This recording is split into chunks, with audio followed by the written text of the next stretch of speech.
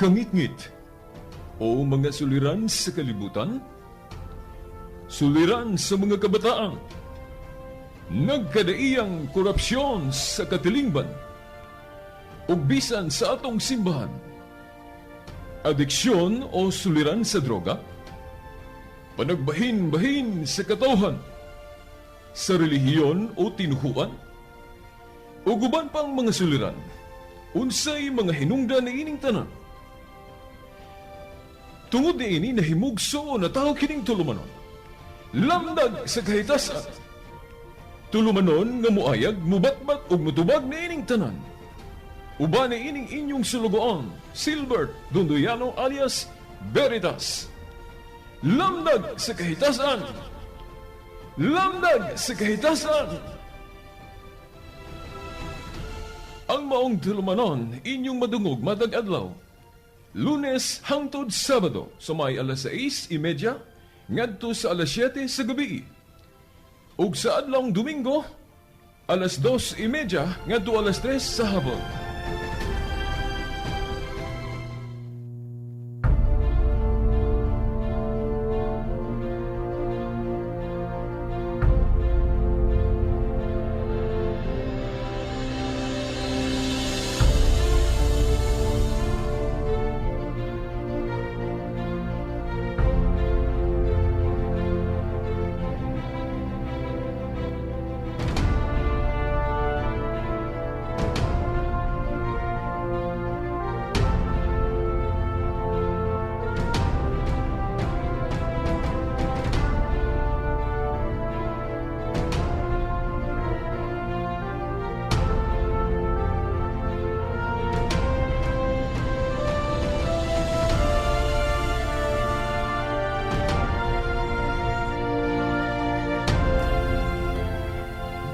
Okay, nianaw sab ang tulumanon, lamdag sa kahitasan. Ubus gihapon ni ining alagad ninyo, si Silbert Dondoyano Sr. alias Veritas.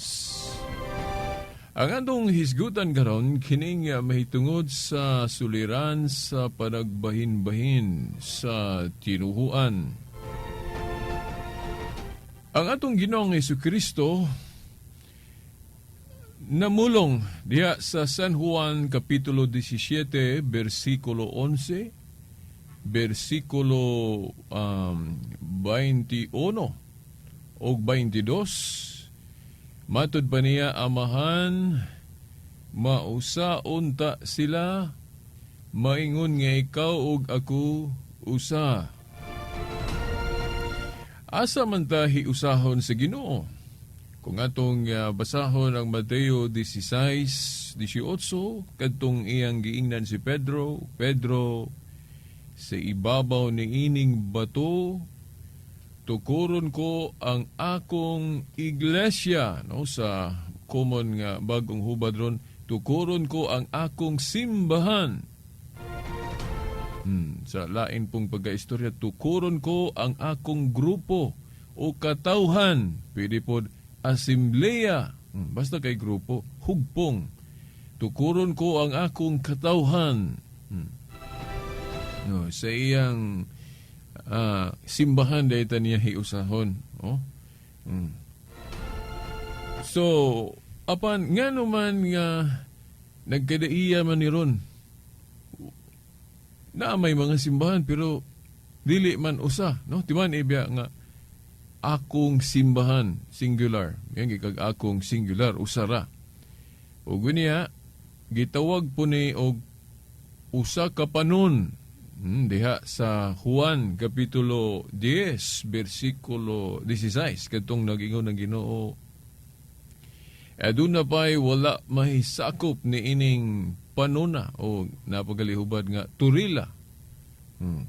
Kinanglan, sangyawan kuno, aron kadtong wala masakop, mahiusa ra gyud ni ini nga usa ka panon nya, usa ka magbalantay.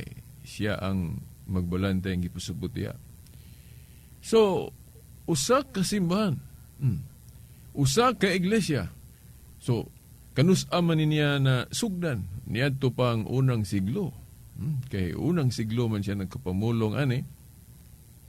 O kining maong simbahana, iya kining gisaaran og mamahimo ning simbahan nga lig-on, but pasabot, dili maguba, dili mahanaw, kay lig-on man, no?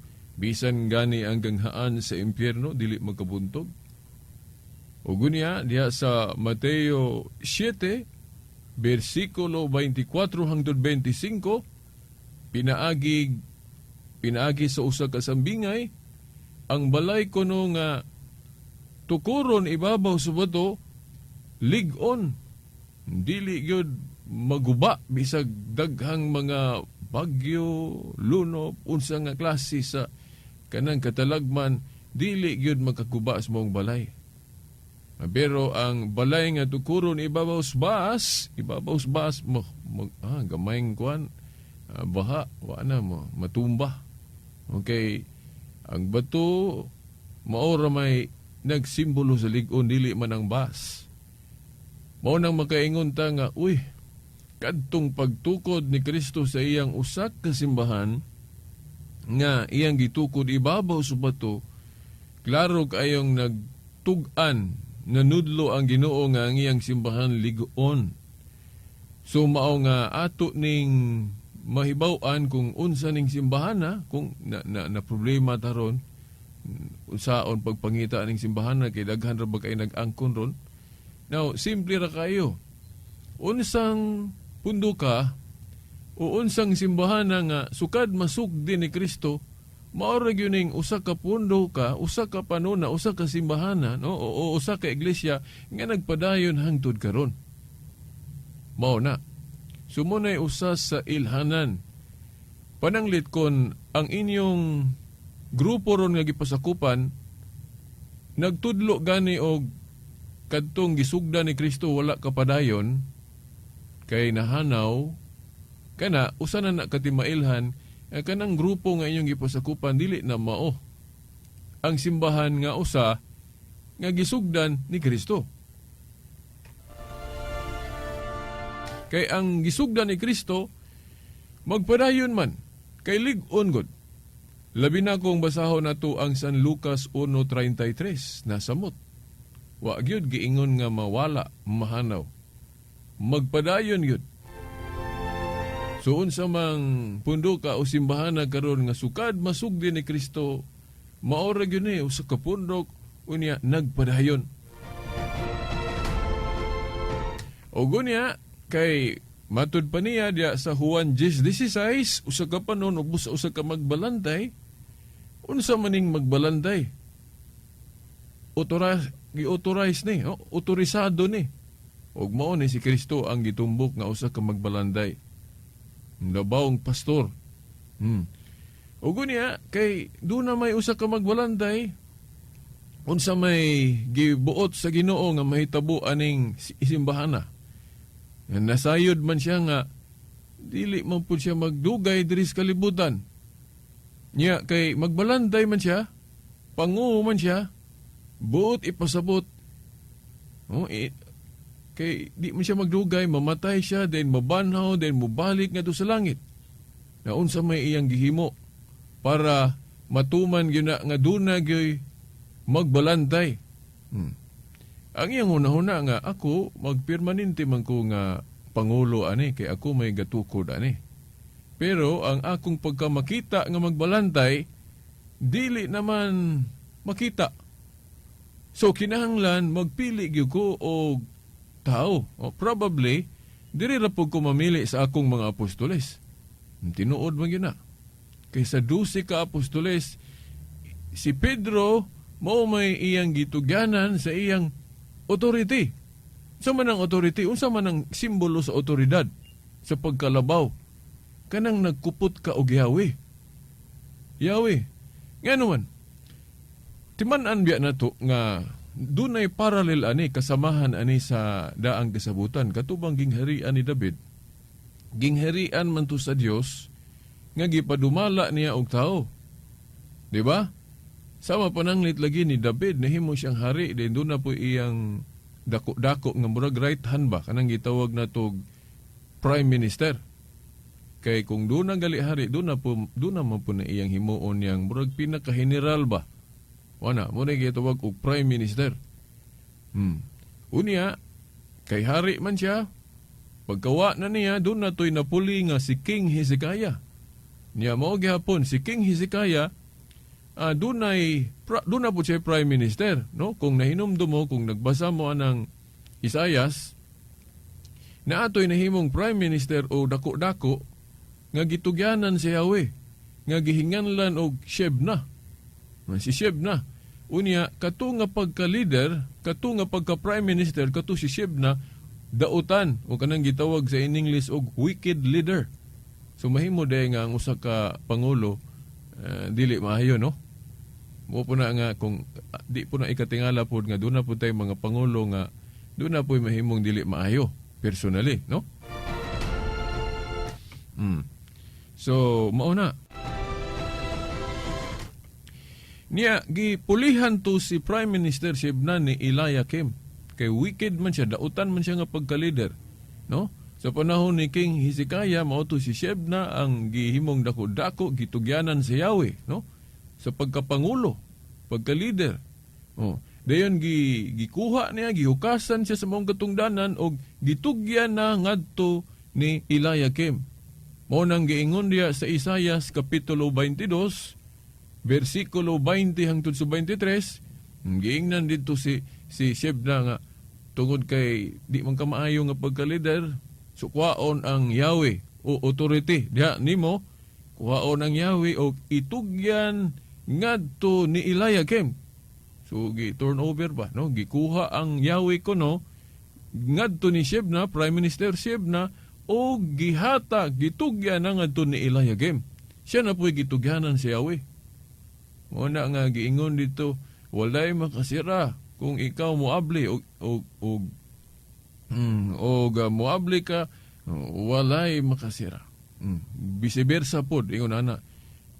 Sama po na dito sa Mateo 16:19, no? Kay sa bag-ong kasabutan ang gitugyanan si Yahweh sa hari nga si Kristo, si Pedro man.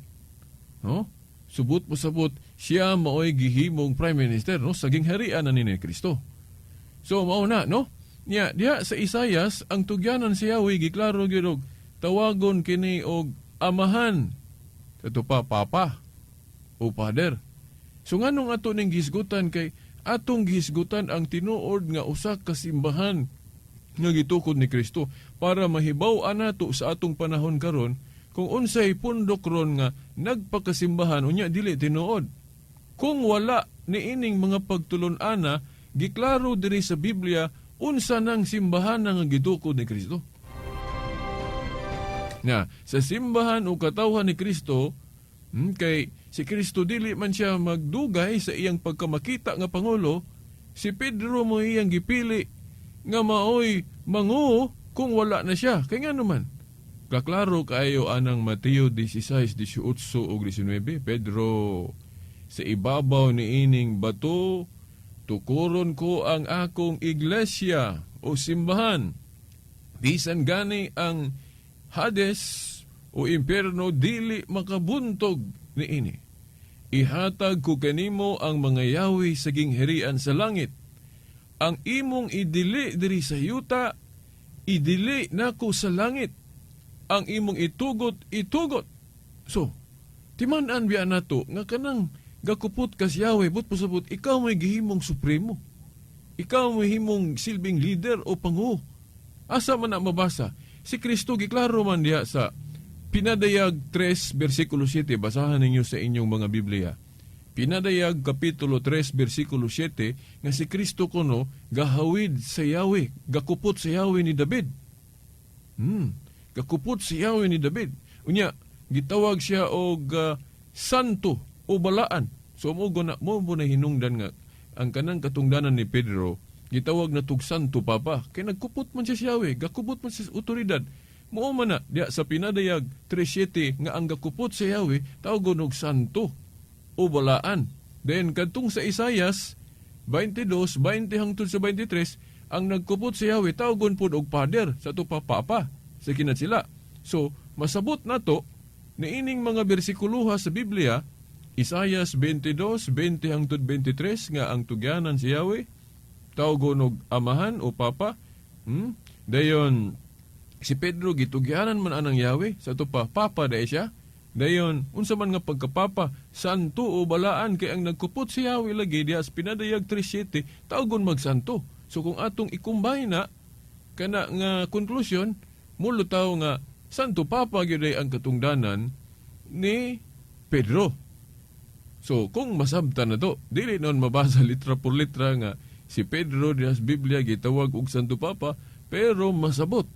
Nga naman, kay naa may premise, naa may basihanan nga ang tinugyanan si Yahweh tawgon og Papa o Father sa Isaias 22:20 hangtod 23. O gunya, ang nganong tawgon og Santo, kay naa man sa pinadayag 3:7 nga ang nagkupot si Yahweh tawgon pod og Santo. So, mao na nga conclusion sa logic, katungdanan ni Pedro mao nang pagka-Santo Papa. Unya, mao ni ang panaghiusa sa Biblia. Kung dili nato masunod ning sistema sa Biblia, kay ako ato naman ning gisgutan, kinahanglan mo subay mangguta sa hanay, di ba? Kagahapon atong tema may tungod sa hanay.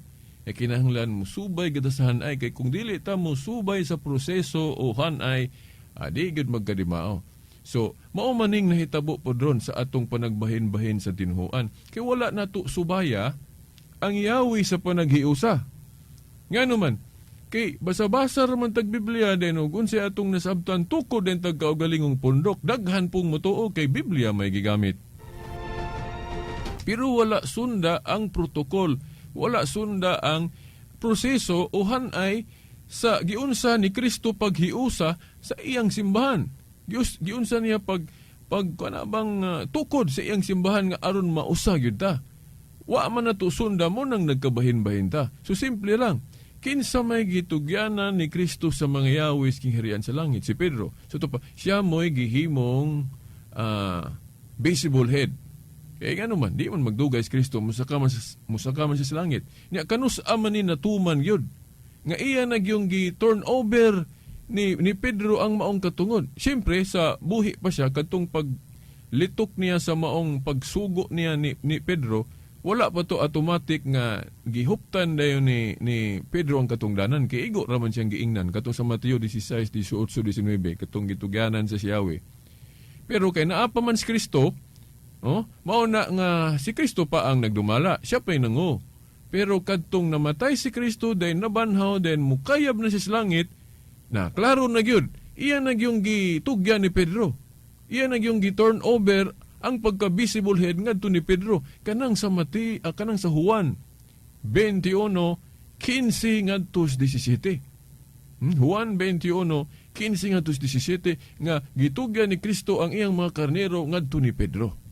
Di ba buhat man na ni Kristo? Nya nagkupot pa gyud si Yahweh, subot pasabot ang gihimong chief servant o kanang giingon nila og chief servant ba na, no? Labang pastor nga makita si Pedro.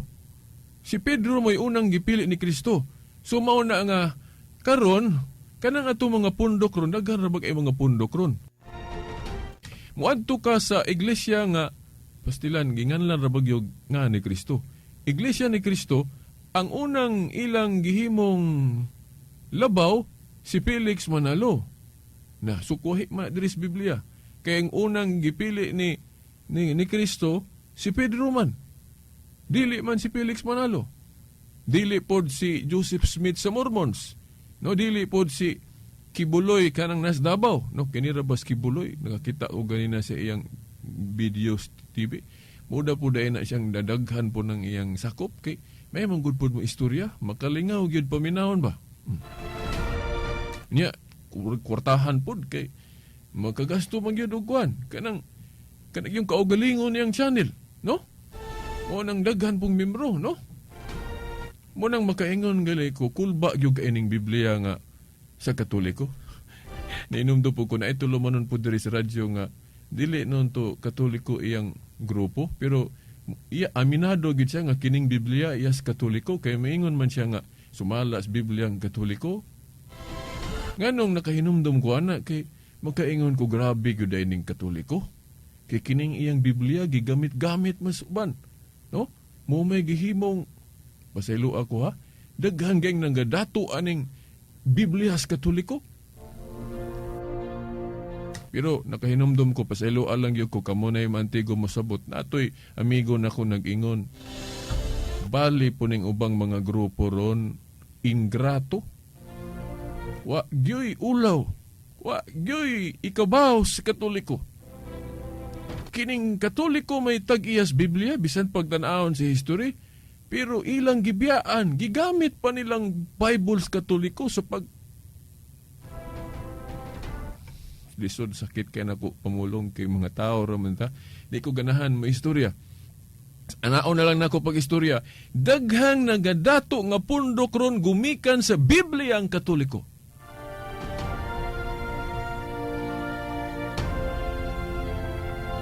Kisa may musupak anang akong istorya. Di ba na? Tinood na o baka akong istorya? Daghang nga dato aning Biblia sa Katoliko. Pero gani, atakihon pang Katoliko. Of course, sinon, honest mistake ng uban. Dili po ko maghukom. Pero kadtong nakahibalo, ang kining Katoliko mo'y tinuod niya, tuyoon dyan nila og biya, tuyoon dyan nila atake, Ginoo na mahibalo ninyo. Pero katong mga honest mistake lang, tuyo adi ko maghukom, no? Ang Ginoo ra gyapon mo'y atong puhok mo ninyo. Klaro man na, no? Nganong nagkabahin-bahinta na mag-iban. Biritas ganahan mamidiri kay jolly, kanta-kanta, lagi. Tinood na. Dakhan kaing nangakuan ron, kwartahan nga mga pundok. Pero dili man na mo ibasihan gusto tinood. Kay priyas ragon na anang negosyo, daghan mang mga negosyante nga nangadato lagi kay maayo mas negosyo. Pero walay Ginoo, dili po noon tanan. So ang kadato, ang kakwartahan, dili na siya ebidensya nga tinuod na ng imong kuan, imong grupo. Kay bisan manggali na mga tulisan nga kwartahan, kay agi lagi panulis. So dili na siya. Ayaw tanawa ang pundok nga moingon na kang tinuod kay materially blessed. Di magay na blessed at tawagan na, no? Tungod ba kay daghag kwarta, tinuod na. Kay kanang mga tulisan, daghan po ng kwarta, tinuod na po day na sila. No, mauna nga kining usa nga gisgutan ni Kristo diri nga simbahan, doon na ni siya gitugyanan o gyawe nga but masabot gihimo niyang pinakalabawang pastor. Pwede po nato tawgon galig executive minister kay labaw man. Labaw nga ministro. Executive. So kaklaro ana nga ang unang gipili ni Kristo si Pedro, dili si Felix Manalo, dili po si Joseph Smith sa Mormons, dili po si Kibuloy nas Davao nga nadato ra ba kayo. Dili po kisa panang daghang kairon. O kanang inyong mga pundok ron nga tao ray gasugod nga dili si Pedro mo'y kuan naguna kana sigurado gyud kung di na mao. Mao na nga kanang usa ka simbahan nga gitukod ni Kristo nga gitugyan niya ngadto ni Pedro ang pagdumala, mao nang tan-awon din nato diha sa history sa simbahan. Kung kinsang simbahan na ron nga sugod ni Pedro walay bugto sa pagkapangogi kaniya. Kay kana gong katungdanan mabakante pulihan man yun na. Kay gingharian god na bagoy gingharian niya kung mabakante ng kanang katungdanan sa pagka prime minister, mabakante walay mupuli. Nga wa manggali relihiyon ron nga kung mamatay ilang dako-dako dili pulihan ng katungdanan sa pagkalabaw. Okay, sa pareha sa Iglesia ni Cristo, pagkamatay ni Felix Manalo, ang gipulihan po dayon ni Iranyo ang anak. Then pagkamatay ni Iranyo, nipuli po dayon ang anak ni Iranyo si Eduardo. So, bisan gani ang ubang mga pundok ron kung mamatay ng leader, pulihan yun kay simbahan god, grupo god, naagoy mo dumala. Unya kay ang gipili ni Kristo si Pedro man, sa ato pa ang katungdanan ni Pedro importante ni sa panagiusa sa iyang simbahan. Si Kristo pwede kabaluan na. Galing, wala na to sunda ang pamaagi o hanay nga gibuhat sa Ginoo. Kay maghimo-himo gyud ang ato ang kaugalingon. Daghan pong mutuo kay ang mga pagtulunan na ampus Biblia. Pero unsay giingon des Biblia, bantay mo kay daghang magdasa kung ngalan. Pero pasalaagon day mo, bahin-bahinon mo.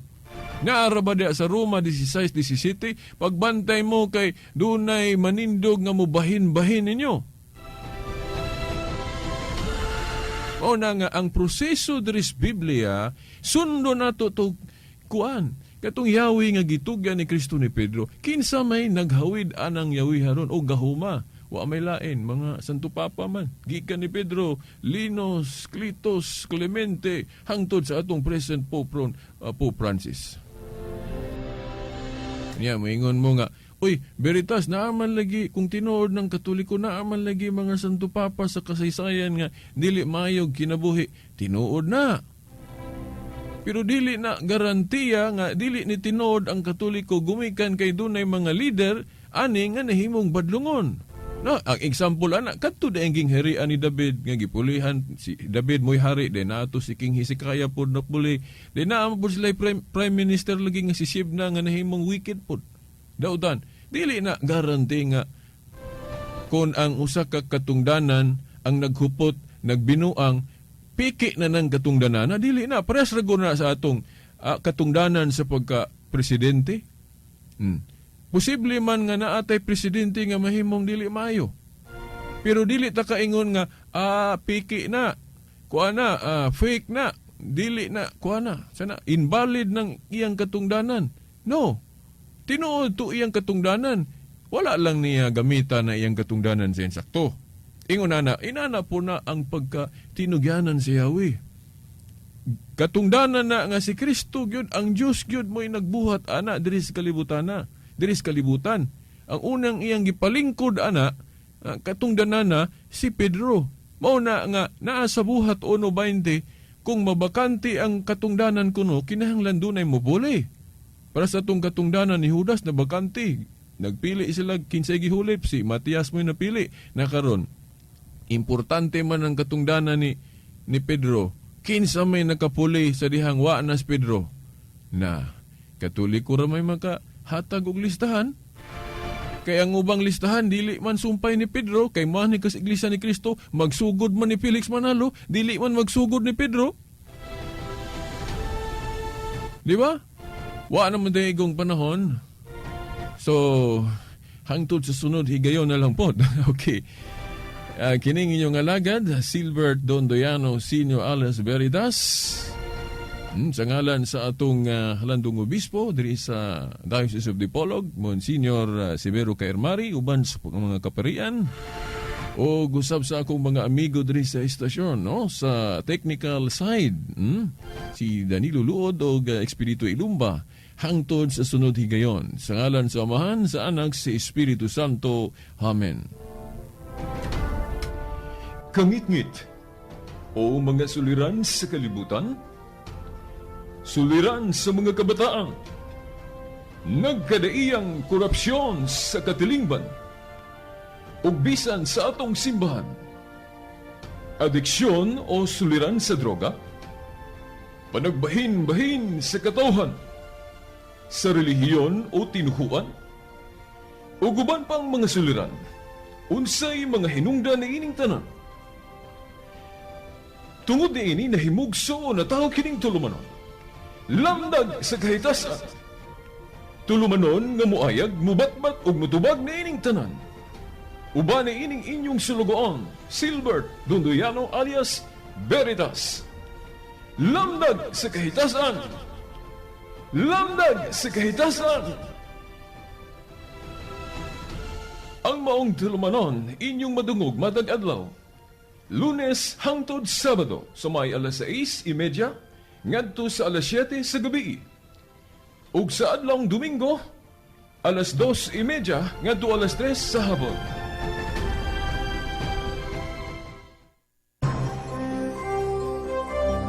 Ito ang DXDR 981 sa Dipolog, numero 1. Tatak RMN.